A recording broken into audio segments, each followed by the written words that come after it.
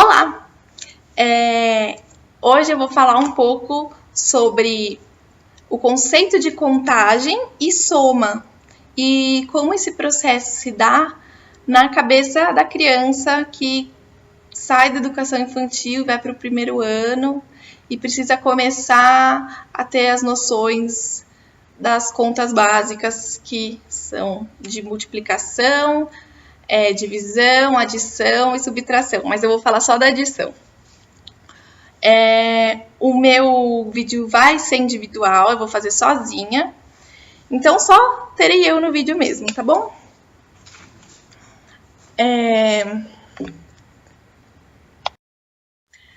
Para começar, a gente precisa entender como é que a criança constrói o conceito de número. O que é um número? O número é uma relação mental. Então, é um conhecimento lógico-matemático. E o conhecimento lógico-matemático não dá para você ensinar por repetição ou por fazer vários exercícios, por decorar. Os conceitos lógicos matemáticos, eles são relacionais. Então, são coisas que a criança tem que alcançar. E como que o professor vai ficar esperando o aluno alcançar esses conceitos sozinhos? Não, o professor está lá para criar as condições, criar o ambiente para que a criança consiga refletir sobre isso. Sendo assim, o papel do professor é instigar o pensamento lógico-matemático da criança, para que dessa maneira essa estrutura mental se desenvolva corretamente. Então, o professor precisa começar trabalhando a flexibilidade do pensamento dessa criança, para que ele consiga, primeiramente, ordenar. O que é ordenar? Ordenar é você ter uma certa quantidade de bombons, por exemplo. Eu tenho esses bombons.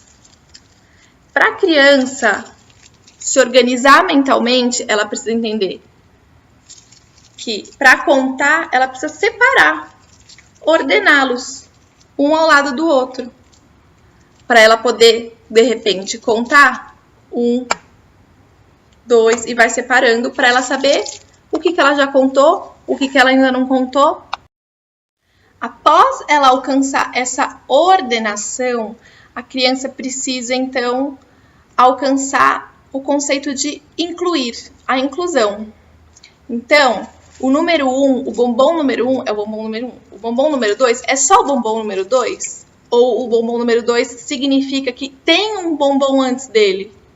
Significa que o número 2 é o bombom com o número 2. Por isso relacional, porque o 2 não é só esse aqui. O bombom 2 é esse mais esse, os dois juntos. Porque se o bombom 2 for só esse, o bombom 2 pode ser o bombom 1. E é igual? Não, não é igual.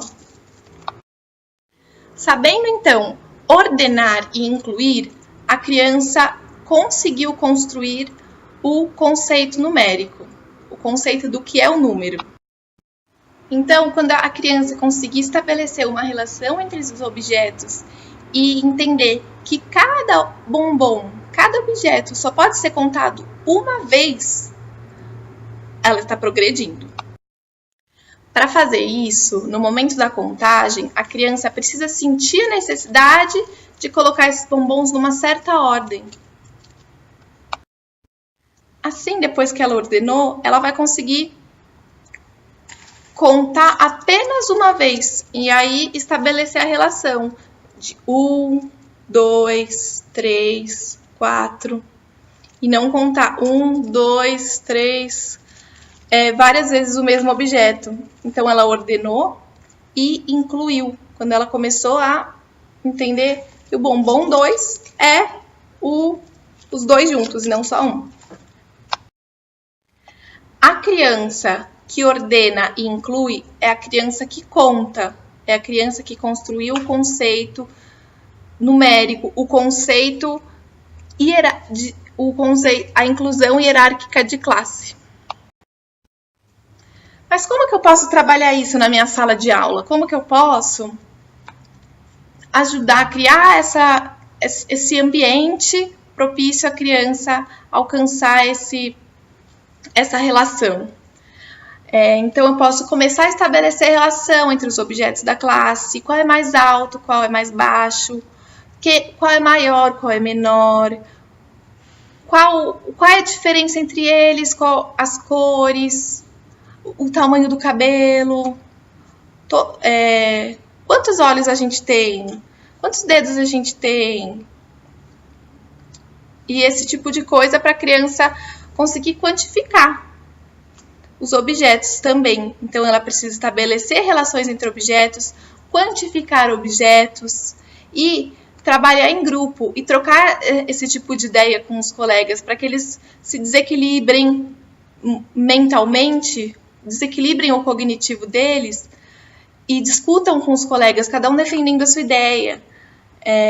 Qual número é maior, quem tem mais bombons do que o outro, qual caixa tem mais bombons. E conforme esses números forem crescendo, quando eles atingirem esse patamar,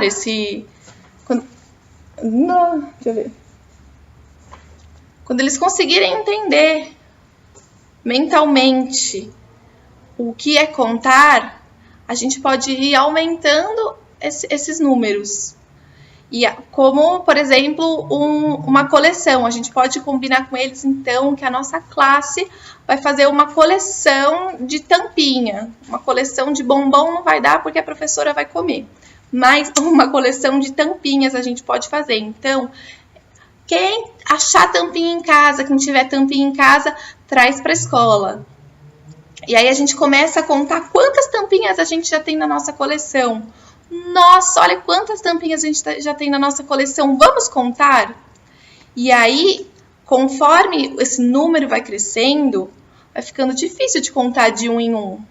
Será que se a gente fizer grupos, agrupar esses números, vai ficar mais fácil da gente contar? Vai. Mas eles sabem que, de repente, se a gente agrupar de 10 em 10, vai ser mais fácil de contar 10, 20, 30... Não, eles ainda não descobriram isso. E eles não vão descobrir tão rápido quanto a gente anseia que eles descubram. Então, o ponto-chave é deixá-los descobrir. Então, na base da tentativa, vamos fazer grupo de 2? Então, vamos fazer de 2 em 2. Porque tem muitas tampinhas, então a gente vai fazer grupos de 2 em 2. Que a gente vai agrupar... de quantos em quantos hoje? De 7? Vai ser mais difícil? Vai, mas deixa eles descobrirem sozinhos, que de 7 em 7 é mais difícil. Mas esse processo permite à criança a construir, trabalhar com material concreto, montando seus próprios grupos. Olha, eu vou dar, por exemplo, você chega na sala com a coleção da classe e fala, eu vou dar um pouco de tampinha para cada grupo, e aí vocês contam quantas tampinhas tem em quantas tampinhas cada grupo tem, e aí a gente vai ver qual é o grupo que tem mais, qual é o grupo que tem menos. E aí eles podem concretamente mexer nessas tampinhas e criarem os próprios grupos e pensarem a respeito, discutirem um com o outro, de acordo com os critérios deles, para que eles possam se corrigir entre si, pensar a respeito e atingir e alcançar mais informações desse pensamento lógico-matemático. Aí, vamos supor que o seu aluno errou, ele quis agrupar as tampinhas dele, mas ele agrupou, se confundiu, e aí ele errou. O que você vai fazer com isso? Você vai falar, não, tá tudo errado, fulaninho, você não acertou, nossa, todos os seus amigos acertaram e você não conseguiu. Acho que não, né? Não seria eficiente, não seria saudável, inclusive, tá? Então, o que você pode fazer? A partir do erro desse seu aluno, você vai descobrir como que ele pensou. São os erros dos alunos que fazem a gente descobrir, que mostram pra gente onde que ele tá errando, qual que é a dificuldade, que caminho ele faz para chegar lá, como que ele está pensando. E aí, ao invés de você dar resposta, você pode pedir para um amigo explicar, para um amigo, você pergunta para outro amigo, e aí, Joãozinho, você concorda com o Marquinho? E aí, vamos discutir, a sala vai discutindo, e se eles forem para casa sem a resposta certa ainda, tudo bem, relaxa esse coração, acalma sua alma, porque a gente não vai conseguir fazer eles alcançarem tudo isso e saírem de sala de aula, em um dia, em uma semana, com tudo isso resolvido na cabecinha deles. É um processo. A gente vai estar lá como intermediador, a gente vai criar as condições para que eles cheguem, mas eles vão chegar sozinhos. E de repente, enquanto a Maria tá lá já sabendo contar números de base 10 e tudo mais, o Joãozinho ainda não aprendeu a incluir. Ele ordena, mas ele não inclui. E é normal, porque cada um tem o seu tempo para entender esse pensamento lógico-matemático mais complexo. Mas todas essas atividades, elas servem para flexibilizar o pensamento do nosso aluno, para que ele se desenvolva nesse sentido. Quando tudo isso já estiver bem concreto, bem escancarado, bem claro para as crianças na cabeça delas, aí a gente vai mostrar a contra-armada. Aí 11 mais 13, dá 4, sobe não sei o que, sabe? Não subiria nesse caso, mas se fosse 9 mais 4, sobe 1, não sei o que.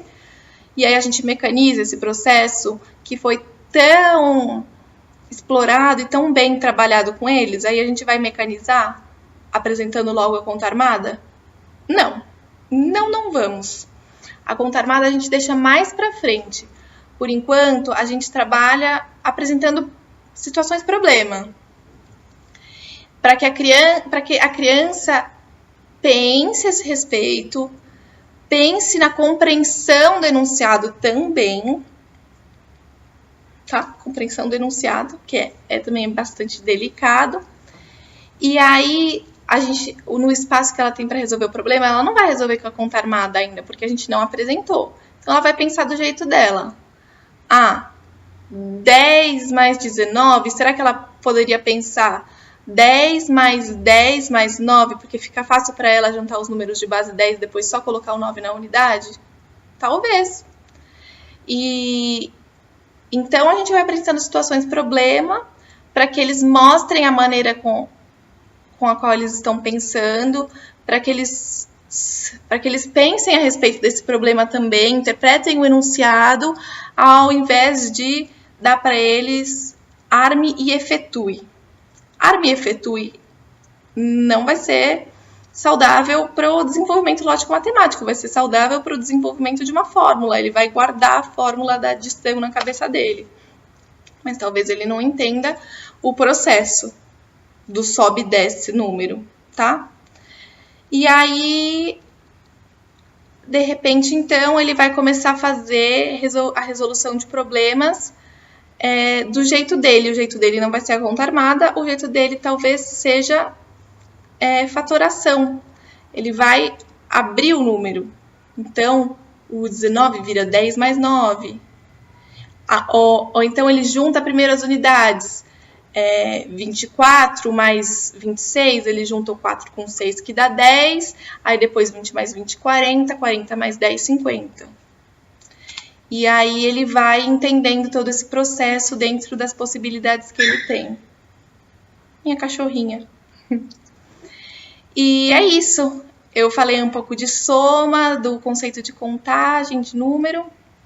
E eu espero que seja isso. Um beijo.